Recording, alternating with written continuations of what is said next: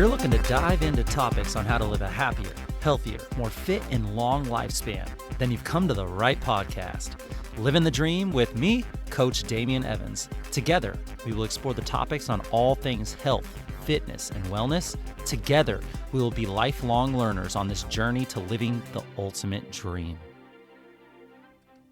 What up, Dream Team? Coach D here, coming at you from beautiful sunny San Diego, and welcome back to the Livin the Dream podcast. Today, we're going to cover the topic of training to help you reach for your health, fitness, and wellness goals, and in order to live your dream life. And yesterday, on Mindset Monday, we talked about how life comes in waves.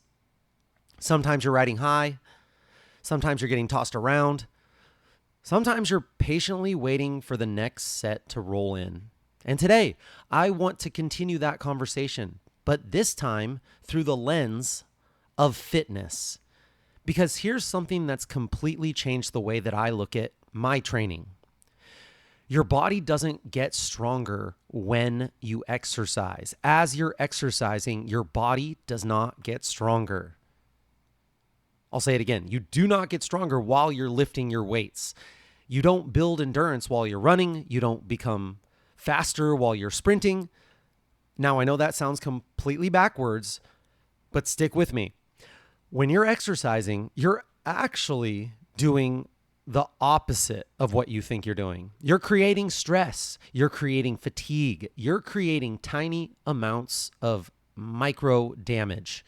You're temporarily becoming weaker. Think about it. If I asked you to squat your heaviest weight possible right now, get underneath the bar or hold a dumbbell as heavy as you can and do a squat right now, and then immediately I asked you, do it again, would you be stronger the second time? Well, of course not. You know that you would probably be weaker, more fatigued. Your body would be saying, whoa, give me a second. I need a break. I need to rest before I go again. And that's exactly the point. The workout is the request. The workout is the request. You're asking your body to adapt. Years ago, I thought more was better. Always, more was always better. I thought more workouts, more volume, more soreness, more sweat. If one was good, two had to be better. Until my body started to remind me that growth doesn't happen while you're breaking yourself down. It happens while you're rebuilding, of course. So let's imagine you're standing in the ocean and a wave comes and crashes into you. Maybe it knocks you backwards, or maybe it pushes you off balance, but your body will immediately respond. Next time another wave hits you in the exact same way, you are now prepared a little bit better. Your muscles get stronger in that situation. They fire differently. Your nervous system gets more efficient. Your coordination improves. Even things like your tendons become a little tougher. And that's exactly how exercise works. The wave isn't making you stronger. The wave isn't what makes you stronger. It's recovering from what the wave does to you that makes you stronger. And there's actually a scientific term for this process that we've talked about before that I love to talk about. So we're going to go into it today, called supercompensation. Supercompensation. It simply means your body doesn't just repair itself back to where it was, back to baseline. It actually tries to prepare itself to handle that same challenge a little better next time. It's also called the repeated bout effect. It's almost like your body says, I wasn't ready for that yesterday, but tomorrow I will be. Isn't that incredible? The body is constantly trying to help future you. I love that. This is where I think that so many people unintentionally sabotage their progress. They think more is always better. If 3 workouts are good, then 6 must be the best. If running 5 miles is good, then 10 has to be better. If soreness means that I'm growing, then being sore every day, it's exactly what I'm going to shoot for.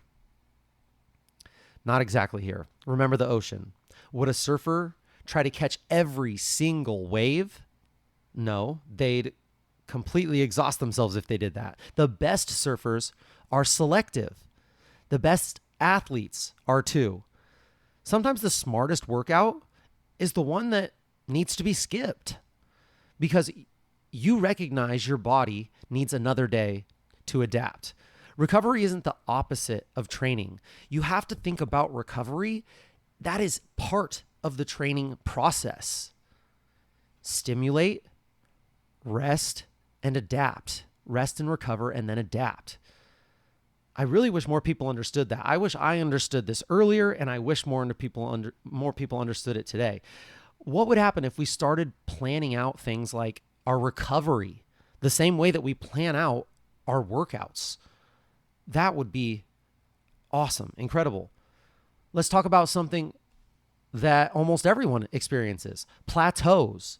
You know exactly what I'm talking about here. You start a new program. The first few weeks are amazing. You are getting stronger. Your clothes are fitting differently. The scale starts moving in the way that you want it to. You're excited. And then, boom, nothing. You keep showing up.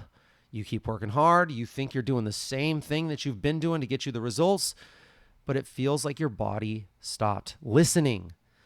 Most people think that that's failure, and then they fall off, and then they never get back on, or it takes a long time for them to get back on. And then the yo-yo diet or physical activity routine goes on and on and on.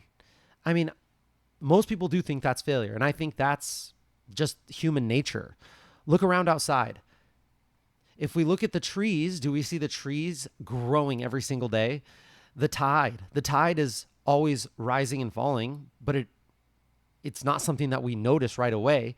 The moon, it isn't always full. Nature has these rhythms, and so does your body. Progress is almost never linear. It comes in waves. Sometimes your body is adapting underneath the surface long before you see it in the mirror.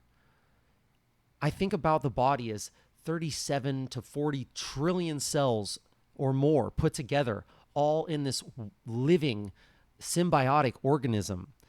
And there's all these things on a molecular level, on a cellular level, that are happening as we're making these healthy or what we hope to be healthy lifestyle decisions. Sometimes it takes time. Your body may be underneath the surface, adapting to the things that needs to happen before you start seeing whatever it is aesthetically that you really want to see: bigger muscles or smaller waistline or whatever the case may be, maybe even better health numbers. It takes time. Just because you can't see progress doesn't mean that progress isn't happening. One of my favorite things that I heard this week was trust physiology more than your emotions. I heard some expert on post the other day. It was like, trust your physiology more than your emotions, because your emotions, they're going to lie to you. You'll have workouts where you feel amazing and then nothing special happens. You'll have workouts where you feel terrible and maybe you have the best lift of your life, or you lift the heaviest weight you ever did and PR'd. Or 3 weeks later, you realize that was the workout that helped push me to the next level. Your feelings are important, but they aren't always accurate indicators of progress. Science tells us something different. Consistency. If you have consistency followed by recovery, letting your body adapt, that is what works. Consistency over and over and over again. There's another lesson that the ocean teaches us here. Every wave you see crashing on the beach, every wave started somewhere far away. Sometimes hundreds, even thousands of miles away, created this ripple that has then become the wave, long before anyone ever noticed it. And fitness works the same way. Today's workout, it's not going to transform your body the way you want it to be transformed today. But it starts a process. That wave has started to be created. Now it has to travel. You may not see the results for weeks, maybe not even this month, but if you keep showing up and you keep sending that signal, that wave, eventually it's going to reach the shore. Too many people quit while the wave is still traveling. Now, I want to talk about something that doesn't get discussed enough, and that is recovery guilt. This is something that I have a really hard time with. Have you ever taken a rest day and somehow felt lazy? Like you should have been doing something? Maybe you even apologized for resting. But here's the truth. Professional athletes, they don't recover because they're weak. They recover because they're smart and they need to maximize their performance. Recovery is where the adaptation happens. Sleep, one of our huge pillars of total wellness, nutrition, hydration, mobility, even things like walking and breathing. These aren't rewards you earn after working out. They're the environment that allows your body to rebuild. Sleep, nutrition, hydration, mobility work, walking, breathing. These are what allow you to facilitate recovery. Think of recovery like paddling back out between the waves. After you've gotten a wave, you've taken it in, you surfed it, you now have to paddle back out. This is your recovery time. Nobody really questions that part for surfers because they know that's what needs to happen in order for them to be able to catch another wave. But you can't catch another great wave if you never paddle back and recover and get into position. So here's my challenge for us this week. Instead of asking, did I get stronger today? Ask yourself, did I give my body what it needs to become stronger tomorrow? Am I making my future self my best friend? Did I get stronger today versus did I give my body what it needs to become stronger tomorrow? Those are completely different questions. One focuses on immediate gratification. The other trusts the process. And the people who trust the process, they are usually the ones who end up amazed by the results. I'll leave you with one final thought here. Nobody stands on the beach watching the tide, wondering why the tide doesn't just stay high forever. We understand that high tide forever is impossible. So why do we expect our bodies to improve every single day? Maybe it's time we gave ourselves the same patience, the same grace that we naturally give to things like nature and the ocean. Your body will never be designed. It was never designed to improve in a straight line. It was designed to adapt, recover, and grow one wave at a time. So this week, don't chase the workout. Don't chase the soreness, the exhaustion. Let's start chasing consistency. Let's respect our recovery and plan it just like we do our workouts. Let's trust the body knows how to adapt. And remember, the strongest version of you is being built long before anyone can see it. So until next time, Dream Team, keep showing up and keep paddling and keep riding those waves. And that's it, my friends. Thank you so much for joining me on this Training Tuesday episode of the Livin the Dream podcast. Share the knowledge that you gain with your friends and family and hold each other accountable. If this episode inspired you, please copy, paste, and share it to a friend who could benefit from what we talked about today.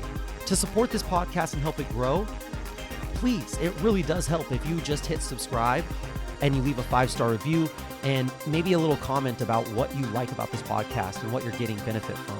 It really is a non-cost way to help get this important wellness content into more people's ears. And if you have time, screenshot this episode, post it on your stories, and include one takeaway, and tag me at livingthedream_podcast or at Coach Damien SD. Let us know how this episode benefited you. Also, let us know what we missed. Let us know what we got wrong. We want to know. Message us if you have any suggestions or tips that would help your Livin the Dream team that we can discuss in future episodes.